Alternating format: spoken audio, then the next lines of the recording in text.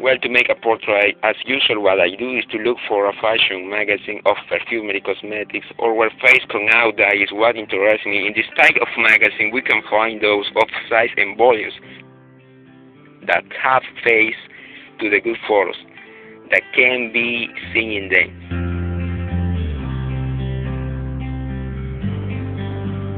Well, this will be a good example. I will draw this image. As you can see, it is a face in front. I will show you how to draw a portrait from a photo like this.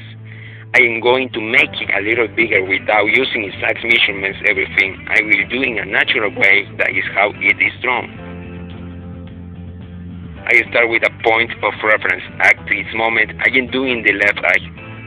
As we see in the image, I give it its shape. I see its inclination. I add the details as the iris and the pupil, and then the eyelashes. I make sure that it resembles so that this point of reference is useful to locate the other eye. Now I measure the distance that there is to the other eye, is to say that the size of the eye is the distance between the two this works to draw anyone. I keep adding details as I see. I am calculating with my pencil to look at gold or even.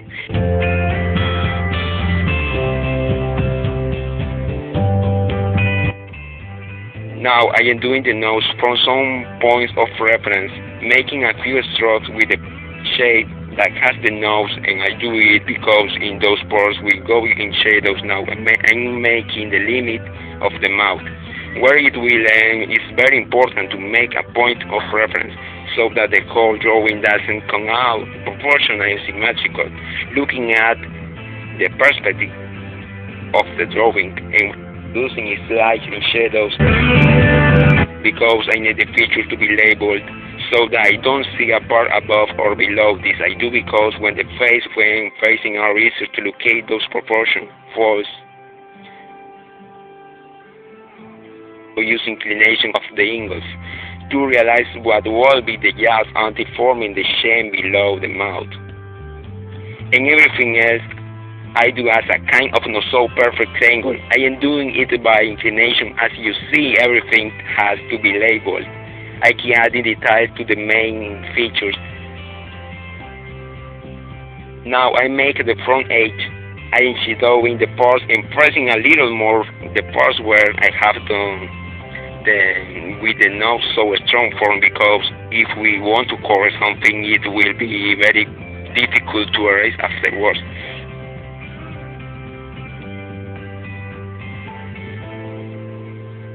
I am shadowing the parts and pressing a little more the parts where I have done with the not so strong form, because if we want to correct something, it will be very difficult to erase afterwards.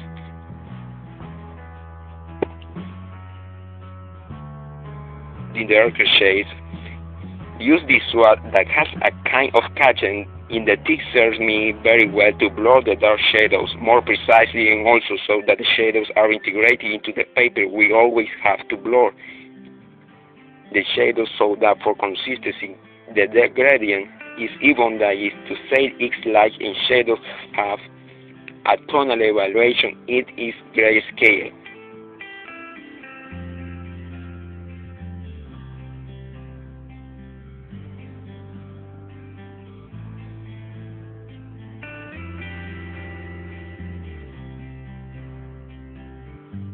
Have a tonal evaluation. It is grayscale. Also, for the skin to have that naturalness, we don't have to polish both the surface, because in addition to looking smooth, it wouldn't look natural. In reality, it isn't like.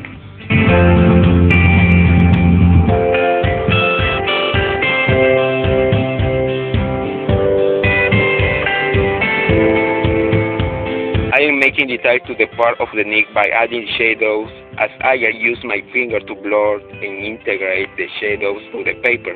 That if when you are going to use your fingers to do this, you have to take them clean, because otherwise you will know the eraser that you will make.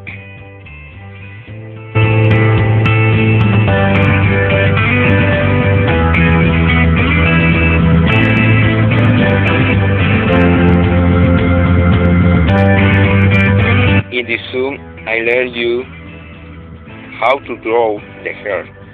First, I trace the shape I definitely don't want Merck's lane from where this is born, in the forehead. Then I begin to change my biggest concern, making the hair look soft and natural. We don't have to mark the hair's length so much by doing it by as left in the form, but what we have now.